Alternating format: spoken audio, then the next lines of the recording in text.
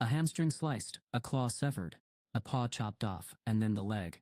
The ice bear was being cut down piece by piece like a chunk of meat at a butcher shop. Jin-Woo watched in shock as Grease moved with lightning speed and precision. Before Jin-Woo could even process what was happening, Grease made the final cut right through the ice bear's neck. With a sharp "trox," the massive head rolled off and was caught mid-air by Grease before it could hit the ground. Grease then marched over to Jin-Woo, knelt down and gently placed the enormous head at his feet. It all happened so fast that Jin-Woo was left totally speechless, staring at the giant ice bear head lying there like some kind of twisted gift. Jin-Woo froze in shock as he stared at Grease, who knelt defeated on the ground. Would I have stood a chance against Igris if it had used its sword during our battle? He wondered. Without their leader, the rest of the ice bears were quick work for Jin-Woo's shadow soldiers. The fight ended fast, and the results were super satisfying. His shadow infantry and mage levels went up one after another, twice for some. And since his minion's growth was tied to his skills, Jin-Woo leveled up 3 times himself. But the best part. Auris, he said with a grin. Shadow extraction successful. Shadow extraction successful. Shadow extraction successful. He picked a few of the fallen bears, including their leader, and watched as dark, shadowy creatures emerged from them. Jin-Woo expected them to look like armored bears, but they didn't quite turn out that way. Urchim. Not what I was expecting. Auris, he thought, eyeing his new, inky black companions with a mix of curiosity and excitement. The new soldiers were called shadow magic beasts. They sort of looked like bears but weren't exactly the same. You couldn't really tell if they were made of something solid, or just a mist. As they breathed heavily, dark fog swirled around their shoulders. They weren't the prettiest things to look at, but it was clear they were the shadows of ice bears. And these creatures were super strong and powerful, which would come in handy later. Suddenly Jin-Woo heard more growls, loud ones. His ears perked up at the sound of even more bears roaring. From the sounds of it, there were a bunch of them. So, there's another bear neighborhood nearby. It was getting late, so he decided to check that area the next day. A big smile spread across his face. Gaza. Arg. His colleagues were screaming. Chul couldn't believe what he was seeing. This isn't happening. He had failed, and he was supposed to be one of the best in the White Tiger Guild. He'd been trained for this exact moment, but he couldn't believe he had failed. His team had battled through a swarm of fierce yetis, while struggling against the freezing cold and empty stomachs. Then they faced frost giants, losing 2 brave friends along the way, but still managing to win. It seemed like their quest was going okay, until it wasn't. No sooner had they defeated the frost giants than they were ambushed by a group of ruthless ice slayers. The attackers had them lurking, waiting for the perfect moment to strike when the party was exhausted. Then chaos erupted. Hunters were taken down one by one in the blink of an eye. "Boss," one hunter cried out, clutching his bloody hand as he fell to the ground. Chul staggered back in horror as a sleek ice slayer jumped onto the hunter's back and ended his life with a swift strike. The attacker glanced up at Chul, offering a chillingly calm smile before turning away. Chul let out a terrified scream. Chul let out a loud shout and dashed into the forest without even looking back. Ice bears lurking in the trees. Those were nothing compared to what was chasing him now, Yatas, towering frost giants and deadly ice slayers. Chul was running for his life, and he knew it. Some of the ice slayers spotted him trying to escape and raised their weapons to strike. But then one of them, a tall figure with long, flowing hair, stepped forward and lifted an arm, stopping the others in their tracks. For a moment everything seemed to freeze. Chul kept running, but he couldn't shake the feeling that something unexpected was about to happen. The archers lowered their bows as the long-haired slayer motioned for the others to follow Chul. One by one, the ice slayers vanished from sight. Chul crashed through the bushes, breathing hard. Huff, huff. His chest heaved as he gasped for air. The memory of the ice slayers laughing cruelly as they attacked the hunters made his body shake with fear. He stared down at his trembling hands, his mind racing with dread. Chul's body felt like ice. The cold was so bitter that even his senses felt dulled. His toes had gone numb hours ago, and now he could barely muster the strength to struggle. If not for the freezing temperatures, no, if they hadn't been starving for days, things wouldn't have ended this way. He couldn't shake the feeling of defeat, of failing himself and the group. Chul smuttered under his breath, lifting his head to scan his surroundings. How far into the forest had he wandered? A faint smell of blood hung in the air, and Chul's curiosity kicked in. He followed the trail, his senses on high alert, not needing to go far before the trees parted to reveal a clearing. As he stepped into the open space, Chul's eyes widened in disbelief. Before him lay over 20 ice bears, their massive bodies still and unresponsive around the cave entrance. Impossible, Chul muttered under his breath, stunned by the eerie scene. Each bear was motionless, their fur fluffed up as if caught in a fierce battle. He had wondered why there were no signs of these creatures, despite the territorial marks on every tree. Now, here they all were, lifeless and cold. "What is this?" Chul exclaimed aloud, his voice echoing off the caves. He crouched down, inspecting the carcasses more closely, trying to make sense of the mystery before him. Each of them had several cuts. Some even had burns here and there. He thought about Jin-Woo's messy group. No way. Could they have really taken down these monsters? But that didn't make sense. All the cuts looked like they were made by swords, and as far as he knew, none of the hunters who went into the forest used swords. Plus those two E-rank hunters didn't even have any weapons. Honestly, the chance they were still alive was super slim. There was only one other logical explanation. Ice Slayers must be nearby. His heart sank at the thought. Chul thought he'd finally shaken them off, but no matter where he turned, they seemed to be right there. His heart pounded as he darted deeper into the forest, trying his best to keep quiet. He needed to get out of there fast. This was Ice Slayer's territory, and it wasn't safe. Just then, a loud roar echoed through the trees. An ice bear came crashing to the ground with a thud, its cry sounding more like a growl than anything else. Shadow troops rushed in, and kept everything under control. Jin-Woo had reached a new level. He found another area filled with bears. 5 days after entering the Red Gate, he'd already cleared 3 bear homes. "I've probably removed every bear here," Jin-Woo thought. Both he and his team had grown much stronger, making their progress clear in the now peaceful forest. At first, it took 2 soldiers to beat a bear. Now each soldier could handle one by themselves. Jin-Woo was thrilled with how things were going. As his soldiers got better at their jobs, he started giving them specific tasks to do. Now Jin-Woo could have up to 30 soldiers at a time. Out of these, 28 focused on fighting bears. 1 soldier was in charge of picking up the glowing essence stones left behind after each battle, and another took care of cutting up the bear meat into usable pieces. Jin-Woo didn't have to do anything. It seemed like he had defeated every last magical creature in the forest. That meant one thing: it was time for him to go after the boss. Waiting for a way out could take weeks or even months, and Jin-Woo couldn't just sit around waiting for an exit to appear. Plus, he needed to catch that cheeky elf who dared to challenge him. How dare a mere creature like that provoke a hunter? The thought of that smug grin made Jin-Woo really mad. He could smell something delicious roasting meat. Chul's sense of smell had gotten super sharp because he was so hungry. Ever since he got stuck behind the Red Gate, he'd only eaten 1 rabbit. The smell of food made his mouth water uncontrollably. He thought. That meat probably belongs to the Ice Slayers. But if there aren't too many of them, maybe I can defeat them and snatch their food.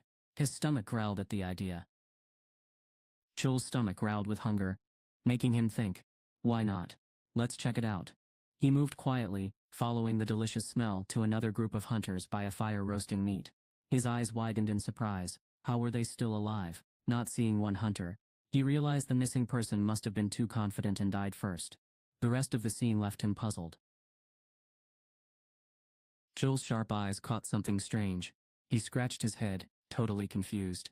There, nestled among the trees, was a cozy little campsite. Winter jackets hung from branches, thick blankets were spread out like colorful rugs, and a sturdy tent stood tall. Tools lay scattered around, glinting in the sunlight. Chul's brow furrowed deeper as he moved closer. A delicious-smelling homemade loaf of bread sat next to a pile of dried meat, looking perfectly at home in the wilderness. Whoever set this up was as ready for an adventure as any experienced camper. But Chul couldn't wrap his head around it. He squinted harder, muttering under his breath, "How did all this stuff even get here?" His hunger turned to fury. These people were unbelievable. He clenched his teeth in anger. Why should they get to keep all the supplies for themselves? It wasn't fair. If his hands weren't so numb from the cold, or if he wasn't starving, he could have handled those ice elves without any trouble. But things weren't going his way. When he realized the other group had taken supplies that were supposed to be shared equally, his anger boiled over. He couldn't hold back anymore. With a burst of determination, he darted out from behind the bushes. Jerks. Hee-jin leaped up in surprise. Chul Kim. What are you doing here? She almost lied and said she was happy to see him, but the words stuck in her throat. The way Chul glared at them made it clear. He wasn't hiding his anger. Our team failed to clear the dungeon, because we didn't have enough food or equipment. Chul snapped, his voice sharp with frustration. Where did all this come from? Hee-jin asked, her voice trembling slightly. Chul's face twisted in confusion. He stuttered, unsure of how to respond. Hee-jin quickly realized that telling Chul about Jin-Woo wouldn't be a good idea. From the start, Chul hadn't liked Jin-Woo, and if he found out Jin-Woo was involved, his anger might shift towards him. But Jin-Woo had always been like a protector to them, someone who looked out for their well-being, without expecting anything in return. Hee-jin decided it was best to keep quiet. She pressed her lips together, determined not to say another word. Chul's eyes blazed with fury as he glared at the group. I don't think all of you knew about this, he said, his voice sharp and accusing. So, who here is hiding secrets from the others? Tell me who did it, or else. He barked, his face red with anger. The veins on his neck stood out like ropes under his skin. Who took all the tools and put everyone in danger? He shouted again. His angry yell echoed through the trees. Chul was furious, so furious he might even fight to get revenge for what happened to his friends.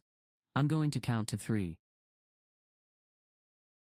If you don't tell me who did this, I'll consider all of you accomplices, Chul growled. His sharp eyes scanned the group, daring them to stay silent. Songyi's eyes widened in fear as she grabbed Hee-jin's arm. Hee-jin, she stuttered, her voice trembling. Hee-jin quickly wrapped her arms around Songyi to comfort her. Ma Young-won and Ki-chung were drenched in sweat, their faces pale. They all knew Chul was an A-rank hunter. Even if they fought him together, there was no guarantee they could win. But none of them were willing to rat out Jin-Woo. Chul pulled out his sword with a sharp swish. 1, he said coldly. The room stayed silent. The lower-ranked hunters clenched their fists but kept their mouths shut.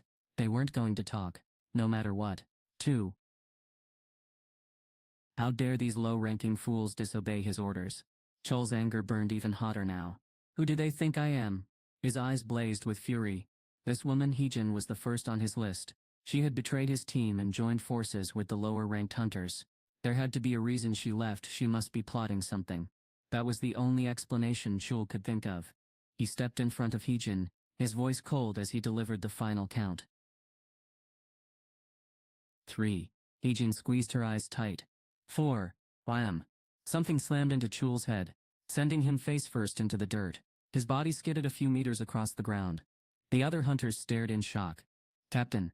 Jin-Woo's palm was smoking from the slap he'd just delivered. He looked totally confused. What just happened? What's going on here? Jin-Woo asked, his voice firm but curious. The room was buzzing with tension as he stepped inside. Songyi's face lit up with a mix of relief and excitement when she saw him. Jin-Woo, she exclaimed, her eyes shining with unshed tears.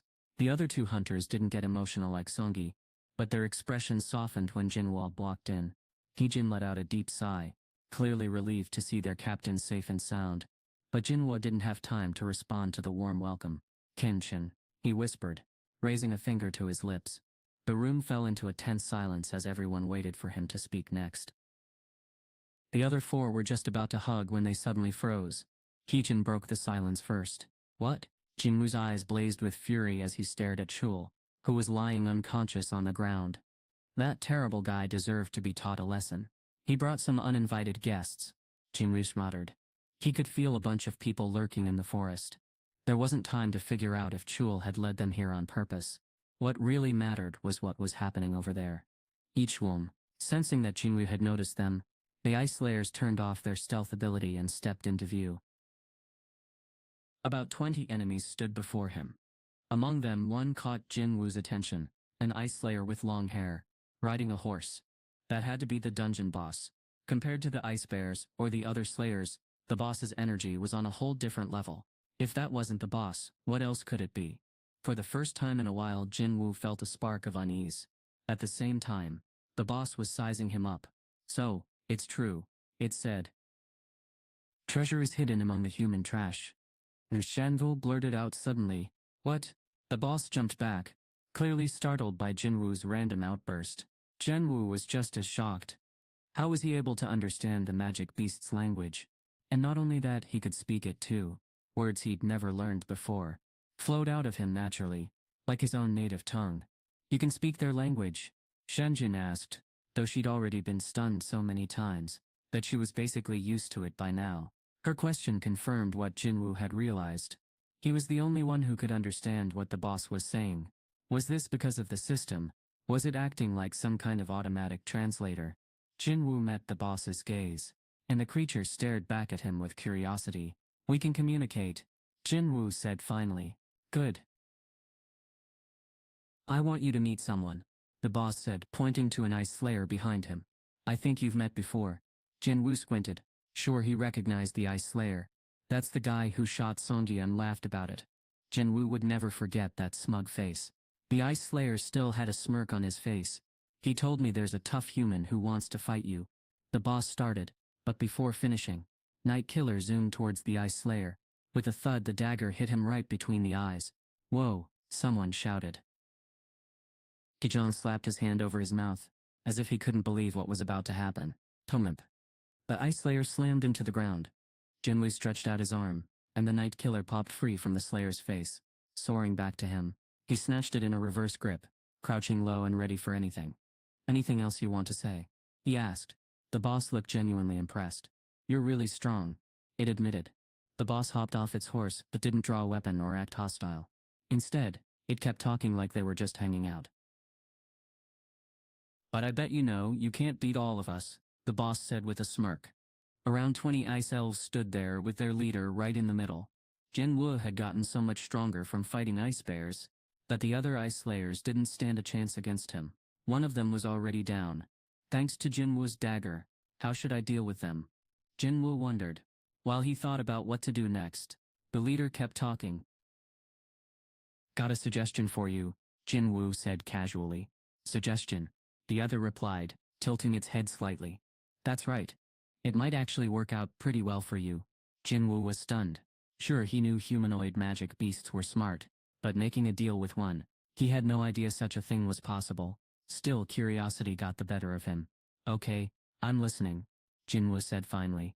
The boss let out a hearty laugh, like it had been expecting this reaction all along. Hey, can I ask you something?